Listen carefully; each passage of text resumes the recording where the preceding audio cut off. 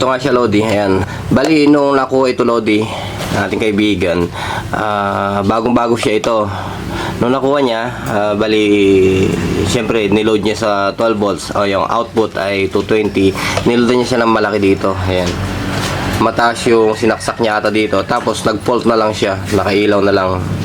Ito, nakakulay red na lang. Ibig sabihin, pagka nakakulay red kasi yung mga ganyang inverter, hindi siya naglalabas ng 220 volts. Ayan. Ito yung mga inverter na promo, Lodi, sa online. Ayan.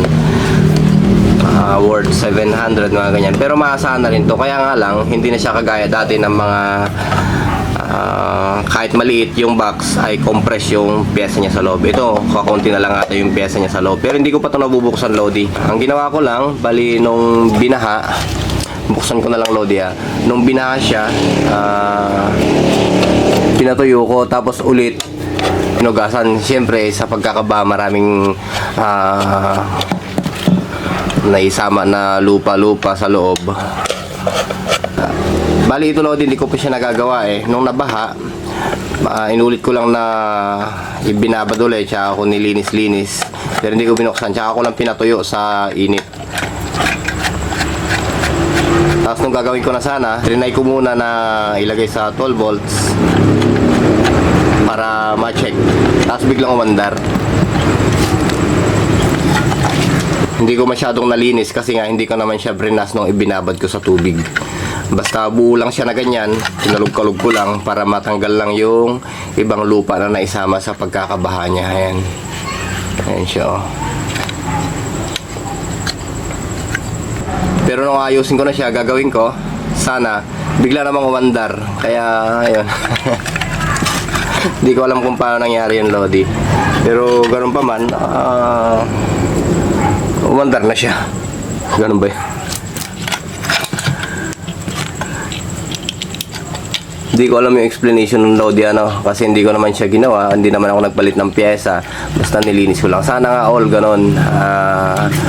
Kung may sirang gamit, paliguan mo lang ay pupwede na. Kaya ang gagawin ko dito, obserbahan ko na lang kung babalik sa pagkaka-fault niya.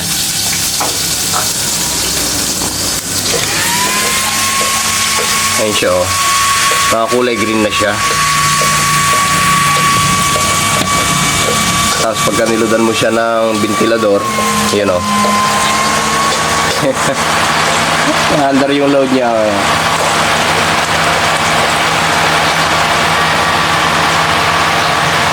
Ayun, saksakan niya.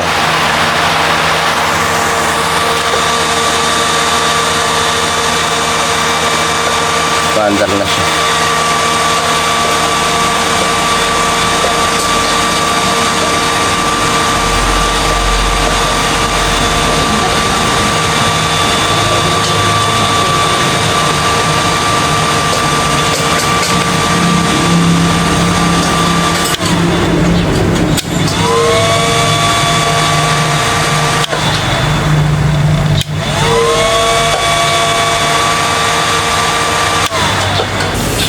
So hanggang dito muna, Lodi. Maraming salamat at wala namang repair na naganap. Bigla na lang siyang umandar, umokay na dahil sa baha.